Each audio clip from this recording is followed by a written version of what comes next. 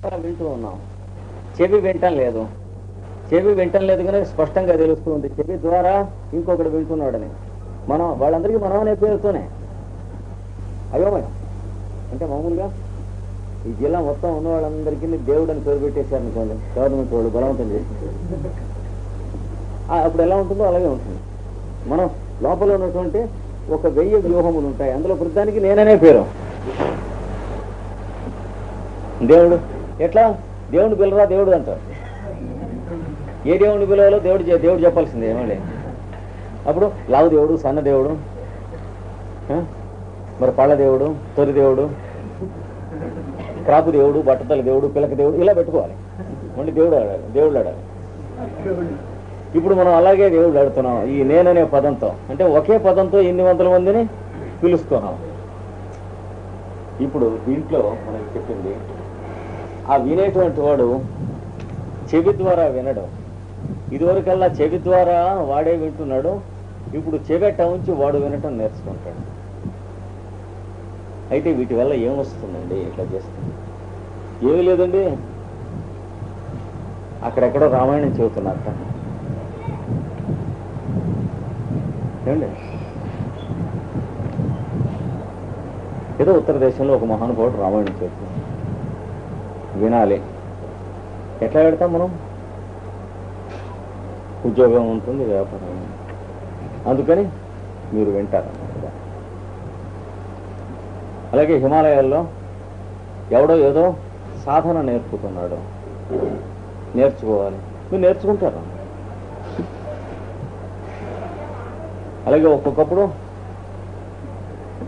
మీరు సాధన చేసుకుంటూ ప్రయాణం తీర్థయాత్ర ఏదో పెడుతుంటే మీకు అన్నం నీళ్లు దొరకలేదు, మీ పద్ధతి మీకు ఉంది అన్నాడు. ఇలాంటి వాటి కోసం పనికొస్తాయి. ఇది ఒకటి, ఇంతకు తప్ప ఇంకెందుకు పనికిరాడు. కానీ ఏమని తెలుస్తుందంటే మీకు, ఈ పంచేంద్రియముల యొక్క వృత్తులు మనం చూస్తున్న పంచేంద్రియాలు ఇవి కావు, వీటికి అతీతంగానే అవి అంతకు ముందు నుంచే ఉన్నాయి, వీటి ద్వారా పనిచేస్తున్నాయని తెలుస్తుంది. అంటే ఈ కుర్చీలో కూర్చున్న ఆయన ప్రెసిడెంట్ అని తెలుస్తుంది. అంతకుముందు ప్రెసిడెంట్ అంటే ఈ కుర్చీలో కూర్చున్నవాడు అని అనుకుంటున్నాం మనం. చూసారా, ఆఫీస్కి వెళ్ళి ఆ కుర్చీలో కూర్చున్నవాడిని నమస్కారం ప్రెసిడెంట్ గారు అంటున్నాం. మన ఉద్దేశం ఏంటి? ఆ కుర్చీలో ఎవడు కూర్చుంటే వాడు ప్రెసిడెంట్ అని అలా అనుకుంటున్నాం, పంచేంద్రియాలను వాటి ప్రవృత్తుల్ని. అది వరకు తర్వాత మనకేం తెలుస్తుంది, ఈ కుర్చీలో కూర్చున్న ప్రతి విధవా ప్రెసిడెంట్ కాదు, ప్రెసిడెంట్ ఈ కుర్చీలో కూర్చుంటాడు. అప్పుడు ఏం తెలుస్తుంది, వాడితో మనకు పరిచయం అయ్యాక కుర్చీలో కూర్చోకపోయినా ఆయన నుంచునున్నా నమస్కారం ప్రెసిడెంట్ గారు అంటే నమస్కారం అండి బాగున్నారా అంటాడు. ఇది కొంచెం సంతకం పెట్టండి, తొందరగా అర్జెంటుగా పంపాలంటే పెట్టేస్తాడు సబబుగా ఉంటే. కుర్చీలో కూర్చొని పెడితే ఎట్లా అనే పాయింట్ లేదుగా. ఇదివరకు అజ్ఞాన స్థితిలో ఆ కుర్చీలో 70 కూర్చున్నా వాడిని సంతకం పెట్టమని అడుగుతాం ప్రెసిడెంట్ అని అనుకుని. అందుకని కంటి ద్వారా చూస్తున్నటువంటి చూపు అదే చూపు అనుకున్నాము అది వరకు. అలా కాదు, చూపు కంటి ద్వారా చూస్తుంది కనుక కంటి ద్వారా చూడక్కర్లేదు. అవన్నీ ఈ పంచేంద్రియాలకు సంబంధించినవి. దివ్యములైనటువంటి శబ్దస్పర్శ రూపగంధములు, రూపరసగంధముల యొక్క అనుభూతి మీకు కలుగుతుంది. ఈ కలిగినందువల్ల కంటింజెన్సీస్ మీకు కానీ ఇంకొకరికి కానీ ఎక్కడికైనా వెళ్ళినప్పుడు ఇబ్బందులు వచ్చినప్పుడు ఎవరిని చేయి దాచి దేహి అని అడగక్కర్లేకుండా మీ పద్ధతి మీరు నడిచి వెళ్ళిపోవచ్చు. అంతకంటే ఇంకాస్త ఎక్కువ ఉపయోగిస్తేనో ఉపయోగించవచ్చు. ఎలాగా? మీకు గులాబ్ పువ్వుల వాసన కావాలా, సంపెంగ పువ్వుల వాసన కావాలా, లేకపోతే శాండల్వుడ్ వాసన కావాలా అని అడిగితే తలోటి మనసులో అనుకుంటారు. కళ్ళు మూసుకోండి, ఓ మాట అదిగో తలుచుకోండి వాసన, అదిగో చూడండి అనేటువంటి ఎవరి వాసన వాళ్ళకి పడుతుంది. ఇలా ప్రదర్శన చేయొచ్చు, ఏం కష్టం ఏం లేదా ప్రదర్శన అనేది. అలాగే నీకు జామ పండు తింటున్న రుచి కావాలా, మామిడి పండు తింటున్న రుచి కావాలా, పెప్పర్మెంట్లు తింటున్న రుచి కావాలా, ఎవడి రుచి వాడిది చూపించవచ్చు. అలాగే మీకు హిందుస్థానీ సంగీతం కావాలా, కర్ణాటక సంగీతం కావాలా, లైట్ మ్యూజిక్ కావాలా, హెవీ మ్యూజిక్ కావాలా, ఇప్పుడు రేడియోలో ఎక్కడెక్కడే ప్రోగ్రామ్స్ వస్తుంటే దాంతో ట్యూన్ చేసి ఇలా చేస్తూ ఉంటారు. ఇది కూడా జరుగుతుంది. ఇది కూడా తాను ఎంజాయ్ చేయొచ్చు, ఇంకోళ్ళ చేత ఎంజాయ్ చేయించవచ్చు. దాని సంగతి చెబుతున్నాడు తర్వాత సూత్రంలో.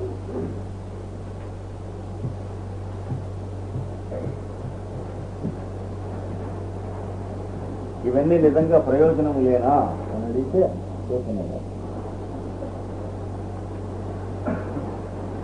అంటే కొత్తగా చాలా ఖరీదైనటువంటి మంచి కారు మీకు గవర్నమెంట్ వాళ్ళు ఇచ్చారనుకోండి మీకు ఉద్యోగంగా, అది మనకు సదుపాయమైనటువంటి విషయమేనా అని అడిగినట్టు. మీరు ఆఫీస్ పనులకు దాన్ని ఉపయోగిస్తూ ఉంటే సదుపాయమైన విషయం అంటారు. అలా కాకుండా దానికోసమని అది ఎక్కి ఎక్స్కర్షన్స్ అవి ఇవి ఏమిటి అరకు మాచికండు అవి పెడుతూ ఉంటే ఎక్కడో ఒకరు గోడకి ఎక్కించేస్తాం, మనం డ్రైవింగ్ తేడాగా ఉండి, లేకపోతే ఏ లారీకో యాక్సిడెంట్ అవటమే కాకుండా అక్కడికి మనం ఎందుకు ఆఫీషియల్గా ఉన్నటువంటి కారు వేసుకెళ్ళాం అనేటువంటి క్రిమినల్ సివిల్ కేసులు మొదలైనటువంటి వాటన్నిటిలో కూడా ఇరుస్తుంది. కనుక ఆ కారు ఉండటం సదుపాయం కాదా అన్నటువంటిది మనకు బుద్ధి ఉందా లేదా అనే దాని మీద ఆధారపడి ఉంది, కానీ కారు మీద ఆధారపడింది. చూసారా? అందుకని ఈ స్థితులు ఉండటం మంచిది కాదా అంటే స్థితుల మీద ఆధారపడలేదు, నీ మీద ఆధారపడింది. నీకు లుచ్చాబుద్ధి ఉంటే అవి అలాగే పనిచేస్తాయి, నీకు సద్బుద్ధి ఉంటే వాటికి సంబంధం లేదు. ఆ తర్వాత సూత్రంలో చదువుతున్నాడు, అది ఇప్పుడు చెప్పబోయే సూత్రం 38. ఇది తే సమాధ ఉపసర్గ వ్యుత్థానే సిద్ధయః. తే సమాధౌ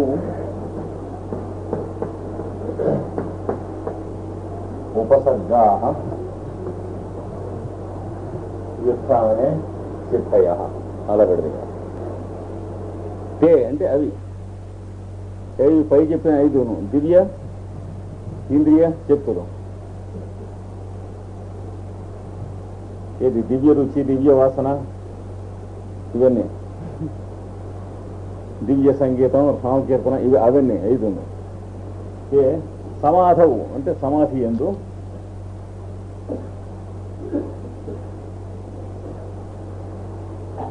యోగ సమాధి యందు ఉపసర్గలు. ఉపసర్గలు అంటే ఏంటంటే ఇప్పుడు నేను రాసుకోకండి. పాతం అంటే పట్టం, మొదటి ప్ర కలిపితే ప్రపాతం, సం కలిపితే సంపాతం. ఈ మొదట కలిపే వాటిని ఉపసర్గలు అంటారు. అలాంటివి అన్నాడు. అంటే దీని అర్థాన్ని మాడిఫై చేస్తాయి, అంతే కదా.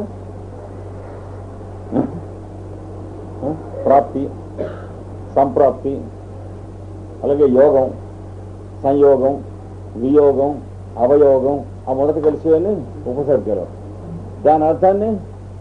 దాని అర్థంగా ఉండనియో.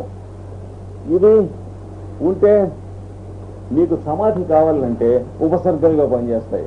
అంటే అవి ఉన్నప్పుడు నీకు సమాధి ఎక్కడి నుంచి వస్తుందన్న, అంటే ఆబ్స్టికల్స్, అవి నీకు సమాధికి పొల్లలు, విఘ్నములు ఉన్నాయి. అంటే ఇంకో దాని మీద ఎంగేజ్ అయ్యి నువ్వు ఉన్నప్పుడు నువ్వుగా ఎందుకుంటావు అన్నాడు.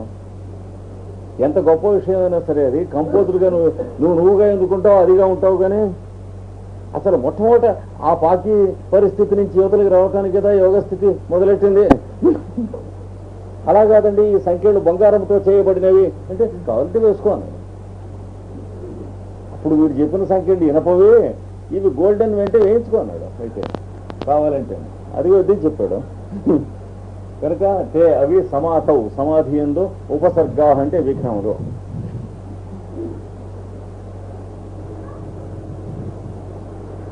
వ్యుత్థానే సమాధి కాకుండా దానికి ఉత్థానము.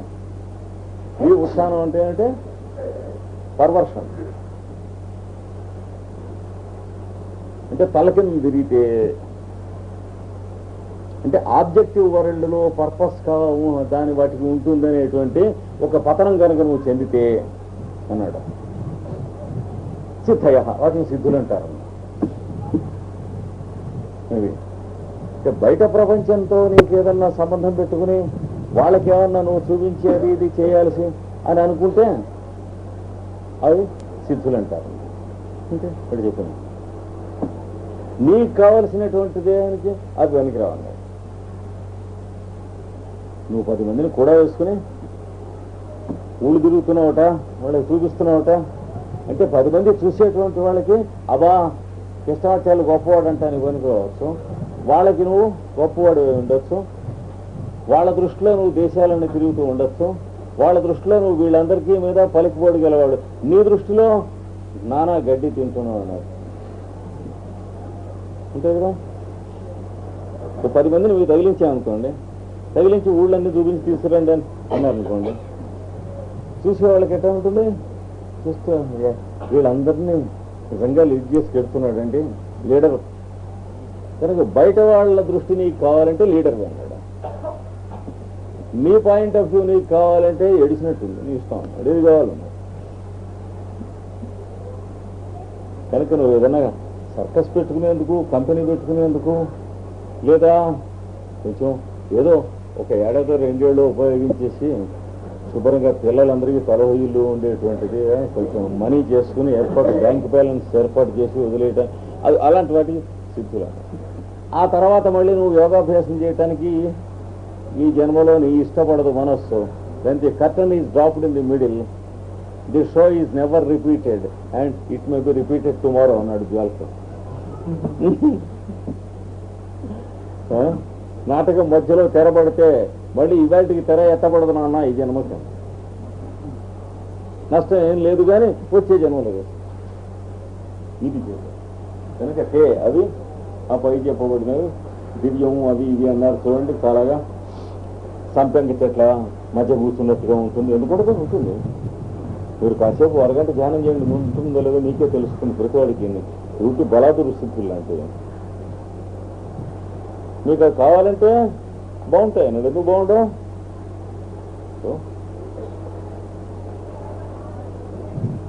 సాయంత్రం పూట పిల్లల్ని తీసుకుని ఎప్పుడో ఒక రోజున బీచ్కి వెళ్ళారండి. ఏదో కుర్రాడు quality Mysore pak quality ice cream పెట్టించమన్నది, పెట్టించి వాడికి పెట్టిస్తూ మీ ఆవిడ మీరు కూడా తిన్నారు. బాగుందే లేదా? బాగుంటుంది. కానీ ఇంకో ఫ్యామిలీ ఏం చేస్తారు, రోజు క్వాలిటీ ఐస్ క్రీమ్ కోసం అని చెప్పి పొద్దున మధ్యాహ్నం సాయంత్రం కూడా అక్కడికే వెళ్ళి కూర్చుంటారు. ఆఫీస్ నుంచి కూడా వెళ్ళి ఉన్నారా లేదా? వీళ్ళకి వాళ్ళకి తేడా ఏమిటి? వీళ్ళు aimless vagabonds and fools and idiots కదా. ఆఫీస్ టైం అప్పుడు మధ్యాహ్నం 1 గంటకి అక్కడికి వస్తాడు. పొద్దున్న ఇంటి దగ్గర భోజనం చేయడానికి ముందు భార్య తాను పిల్లవాడు కలిసి స్నానం చేయకుండా మొహం కడుక్కోకుండా క్వాలిటీ కింద ఐస్ క్రీమ్ తింటున్న వాళ్ళు ఉన్నారు. తర్వాత ఇంటికి వచ్చి భోజనం చేసి ఆఫీస్కి వెళ్ళటం, మధ్యాహ్నం క్వాలిటీ ఐస్ క్రీమ్కి తాను అక్కడికి వస్తూ ఆ టైంకి భార్యను రమ్మంటాం. అంటే బలాదురు 3 కొడుకులు అనమాట. మళ్ళీ సాయంత్రం అక్కడ ఉంటాం, రాత్రి 9 దాకా అక్కడ ఉండి మళ్ళీ క్వాలిటీ ఐస్ క్రీమ్ తిని రావటం. క్వాలిటీ ఐస్ క్రీమ్ తింటే తప్పని కాదు, అది అబద్ధం. కానీ వీళ్ళు పెడుతున్న ప్రొసీజర్ తప్పు. ఇందాకటి వాళ్ళ ప్రొసీజర్ రైట్. కుర్రాడు కోసం తీసుకెళ్లారు, కుర్రాడికి పెట్టించారు, మీరు తిన్నారు, తప్పు లేదు. అంటే అక్కడికి వెళ్ళినప్పుడు తిన్నారు కానీ తినటం కోసం అక్కడికి వెళ్ళలే, అది తేడా. ఏ పని అయినా అంతే. మీ పని మీద మీరుంటూ అక్కడికి వెళ్ళినప్పుడు తిన్నారు, కర్మబంధం లేదు. ఆ తేడా లేదు.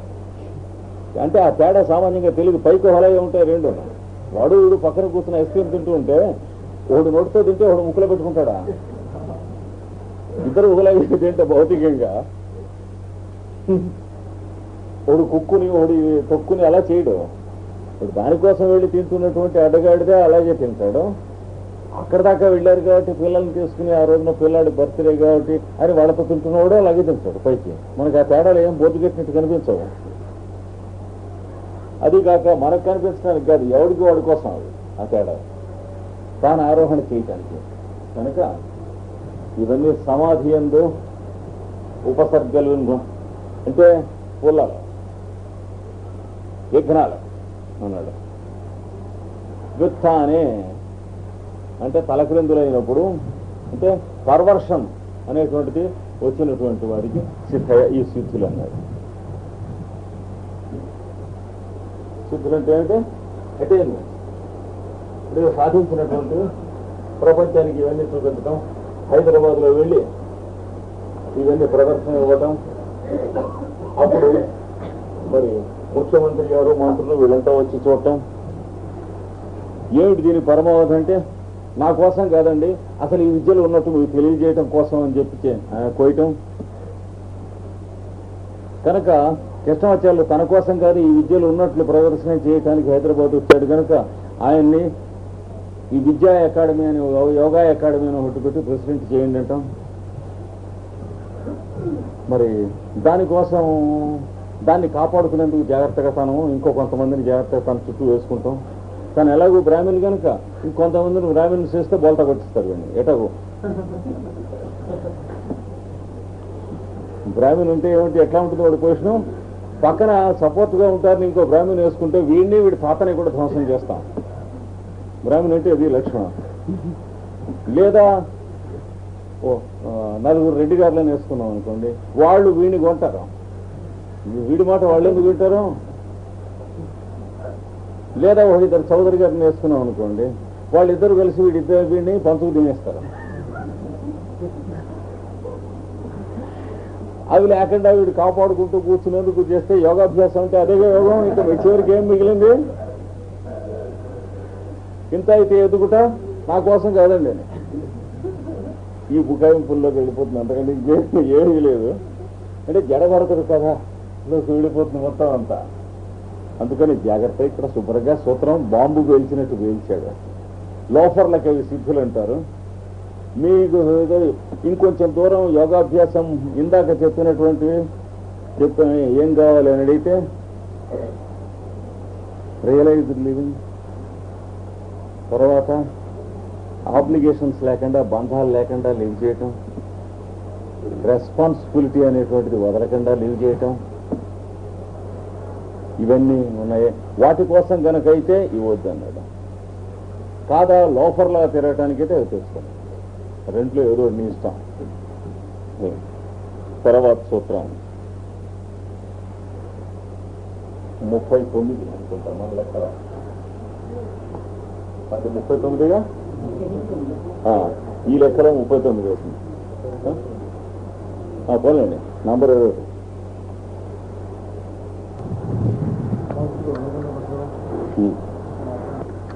ఈ సూత్రానికి వెళ్లే ముందు ఆ పై సూత్రానికి జ్వాలకూరుడు ఇచ్చిన అనువాదం చెప్తా. జ్వాలకూరుడు ఇచ్చినటువంటి ట్రాన్స్లేషన్ ఆ సూత్రానికి. These powers are obstacles to the highest spiritual realization, to the highest spiritual realization, comma, but serve as magical powers in the objective world. అది సూటిగా ట్రాన్స్లేషన్ ఇచ్చేసారు. ఇక్కడ దీంట్లో చూద్దాం. బంధకారణ శైథిల్యాత్ విడదీస్తారు. ప్లస్ ప్రచార సంవేదనాత్ ప్లస్ చిత్తస్య పరశరీర ఆవేశ. బంధకారణ శైథిల్యాత్ అంటే బంధము యొక్క కారణములను శిథిలత్వము చేయుట వలనను, ప్రచార సంవేదనాచ ఒకళ్ళ నుంచి ఒకళ్ళకి జ్ఞానం ప్రచారం అవటం అనేటువంటి విధానాన్ని సంవేదన అంటే తెలుసుకున్నట వలనను,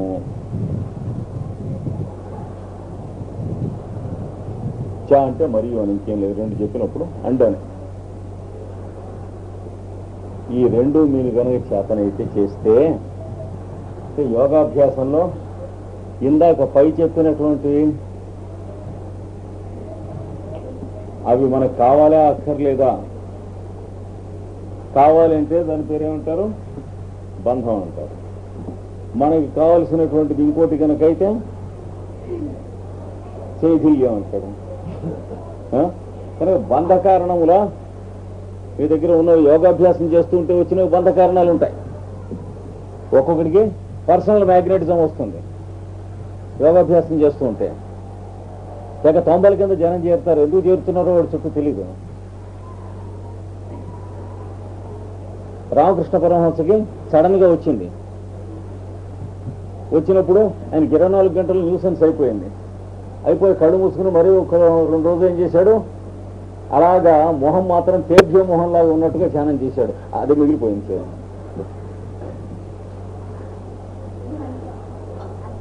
ఏది అర్థం మళ్ళీ చెబుతాను. ఇంకా అసలు పూర్తిగా మొదలెట్టలేదు. చెప్తూ ఇంకా మొదలెట్టకుండా రాసేసుకున్నాను. చాలా అడ్వాన్స్లో ఉన్నాను. మళ్ళీ చెబుతాను.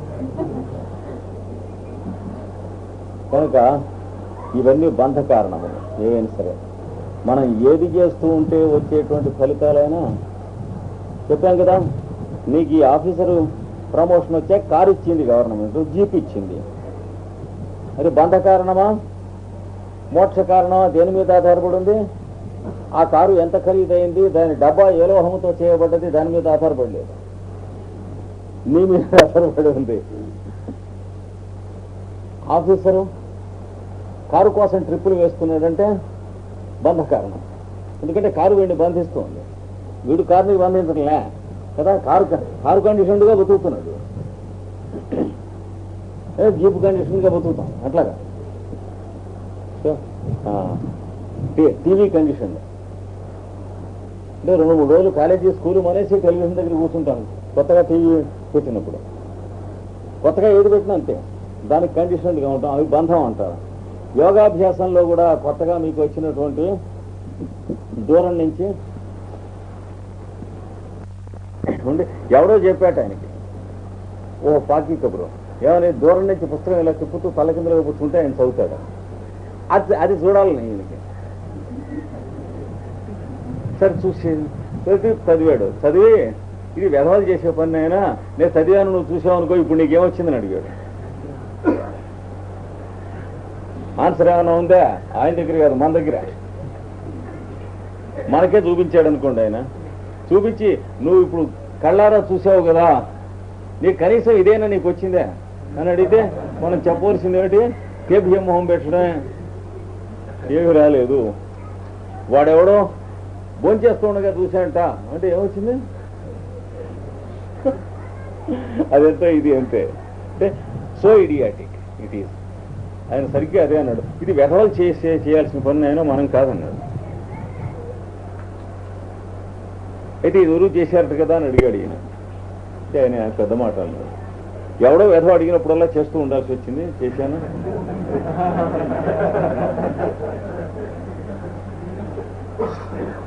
వాడికి అంతకంటే నా దగ్గర నుంచి కావాల్సిన విషయాలు ఏం లేవు కనుక అవి అడుగుతాడు అన్నాడు.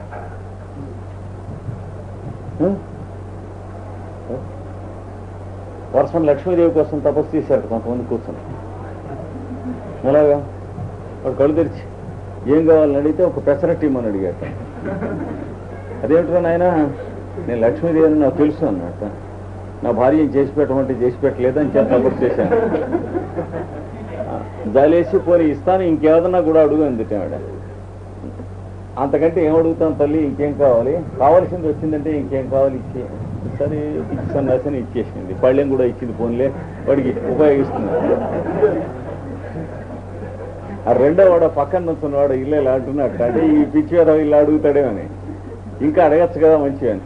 పోనీ నువ్వు అడగరా ఆయన అందుక అంటే వాడు అన్నట్ట, ఒక పెసల బస్తా ఇప్పించండి.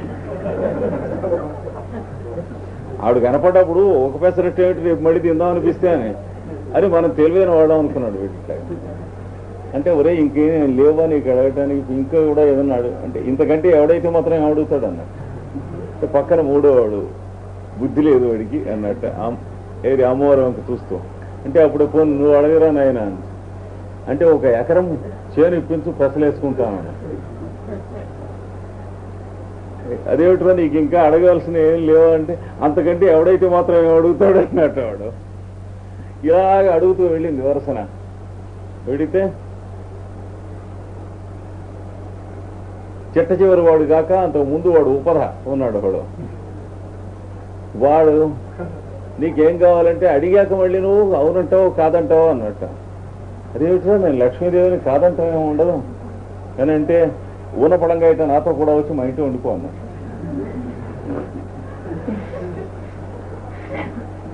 వాడు తెలివైన వాడని వాడు అనుకున్నాడు. మొదటి వాడు అనుకోలే, పెసరట్టు తీసుకున్నవాడు వాడు ఎంత తెలివైనవాడు, వీడు అంతే తెలివైనవాడు. అయితే వస్తున్నాను ఇంకోడు ఉన్నాడు కూడా, వాడి సంగతి కూడా విను, అది అయిపోయాక కడదామని చిట్ట చివరి వాడిని, ఎవరో నాయన ఏమిటి విశేషం అంటే, ఏం తపస్సు చేసావంటే నేను చూద్దామని చేశాను అన్నట్టు. అయితే ఏదైనా వరం కోరుకో. వరం నేను చూద్దాం అనుకున్నాను, చూశాను, ఇంక వరం ఏంటి అన్నట్టు. అలా కాదురా, నీకు ఏదన్నా నేను ప్రత్యక్షమయ్యాను అనటానికి నిదర్శనంగా నీకు కావలసింది ఏమన్నా అడగటం, నేను ఇవ్వటం అనేది ఉంటుంది కదా అంటే అప్పుడు అన్నట్ట, నువ్వు ప్రత్యక్షమయ్యాక కూడా నాకు ఇంకేమన్నా కావాల్సింది ఏదైనా ఉందంటే అది నీ దరిద్రం కానీ నాది కాదన్నట్ట. లక్ష్మీదేవి, నువ్వు ప్రత్యక్షమయ్యాక కూడా నాకు ఇంకేదో కావాల్సింది ఉంది అంటే అర్థం అది నీ దరిద్రం తప్ప నాది కాదన్నట్ట. రేటుకి అప్పుడు ఆవిడ అన్నట్ట, ఒరే విధవలాలా, తపస్సు వాడిని చూసి నేర్చుకోండి ఆ చివరి వాళ్ళని, వీరంతా తెలివైన వాళ్ళని అనుకున్నారు, బుర్ర గురిగించుకురండి అందుకే.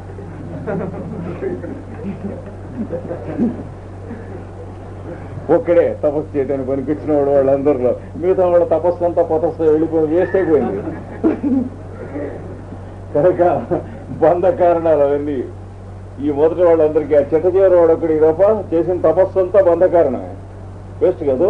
అంటే వాళ్ళకి ఎన్ని అడ్వాంటేజెస్, ఎన్ని ప్రివిలేజెస్ ఉంటాయో అన్నీ ఎక్కువ బంధాలు అవుతాయి. ఎంత పెద్ద ఖరీదైన కారు ఉంటే అది వేసుకుని ట్రిప్ పెడితే యాక్సిడెంట్ చేస్తే అంత దెబ్బతింటాడు. ఇది ఆఫీసులోనూ, ఇంటా బయట, శరీరంలోనూ కూడాను. ఏమండి, అసలు అరకు వేలి ఘాట్లలోకి నువ్వు ఎందుకు వెళ్ళవలసి వచ్చింది, ప్లీజ్ ఎక్స్ప్లెయిన్ అని రాస్తారు ముందు. అప్పుడు వాడు అక్కడికి ఏదో క్యాంప్ వేసుకున్నాను అది ఇది అని చెప్పి ఏదో రాయాలి. అక్కడికి నువ్వు క్యాంపు ఎందుకు వేసుకున్నావు, ఇది పోయిన కారు పోగా అందులో కాలో చేయో నలగ్గా మరి సామాన్లు అవన్నీ పోగా అక్కడ పడి ఉండగా సాయంత్రం దాకా ఇవన్నీ పోను. ఇది ఈ కేసు ఒకటి ఏడాదో 2 ఏళ్ళు 3 ఏళ్ళు కోర్టులో నడుస్తుంది, ఓ రోజులో తేలుతుందా అంటే వీడు రిటైర్ అవటము ఆ కేసు సంగతి తేలటం హోమాటే అవుతుంది. ఇంతలోకే ఏకి దింపుతారు కదా రిటైర్కి, అయిపోతుంది. అవి బంధ కారణాలు. అంటే ప్రతి వృత్తి చేసేవాళ్ళలోనూ, ఈహాని కోసం ప్రయత్నం చేసేవాళ్ళలోనూ, పరాని కోసం ప్రయత్నం చేసేవాళ్ళలోనూ అందరిలోనూ ఉంటాయి, ఒక నిజమైన ముముక్షుజనుడిలో తప్ప, అంటే ఋషుల మార్గాన్ని వెళ్ళేటువంటి వాళ్ళలో తప్ప. కనుక ఇక్కడేం చెబుతున్నాడంటే బంధ కారణములు అంటే కాజెస్ ఆఫ్ బాండేజ్, అంటే బంధములకు కారణములు. వాటిని శైథిల్యాత్ అంటే శిథిలము చేయుట వలన. అంటే కారు ఇచ్చారు, ఆఫీసర్గా ప్రమోషన్ ఇస్తే కారు ఆఫీస్ కోసం అని గుర్తుంచుకుంటాం, దాని పేరు శైథిల్యం. భార్య ఒక్కొక్కడు గొలుగుతూ ఉంటుంది, ఏమంటే పెళ్లికి వెళ్ళొద్దామండి మా వాళ్ళ ఇంటికి, నర్సీపట్నం దగ్గర, ఇంకో నర్సీపట్నం నుంచి 35 కిలోమీటర్లు లోపల, పెళ్లికి వెళ్ళొద్దామండి. వెళ్ళే వాళ్ళంతా వెళ్ళటం లేదా, తప్పేమిటి, ఇలా తినేస్తుంది అనమాట. ఇంతసేపు మాట్లాడినేవాడు ఎవరు, శైథిల్యం చేసేవాడు. కాదుకూడదు కక్కుతున్నటువంటి వాడు ఆవిడ 10 మాటలు అడగటం, వీడు 10 మాటలు తప్పే, ఆఫీస్ కారే మనం తీసుకెళ్ళకూడదు అని అంటాం, వాజమ్మ మూడా కొడక నువ్వు ఒక్కడివే ఆఫీసర్గా ఉన్నావా అని ఆవిడ అడగటం, ఇవన్నీ అవుతాయి. అంటే వీడు అప్పడాల పిండి లాంటి వాడు అనమాట. అప్పుడు సరే ఏం చేయను, నాకు ఇష్టం లేని పని చేస్తున్నావు అని బయలుదేరటం, ఇవన్నీ అవుతాయి. కనుక శైథిల్యం, ఇక్కడ శైథిల్యం చేతనైనటువంటి వాడు వాడిని ఏ విషయంలోనూ ఎవడు కూడా క్వశ్చన్ చేయరు. వాడు చేస్తే అంగీకరించడం, లేకపోతే ఊరుకుంటానంటే ఇంకేం చేసేది. భార్య ఏది ఇంకా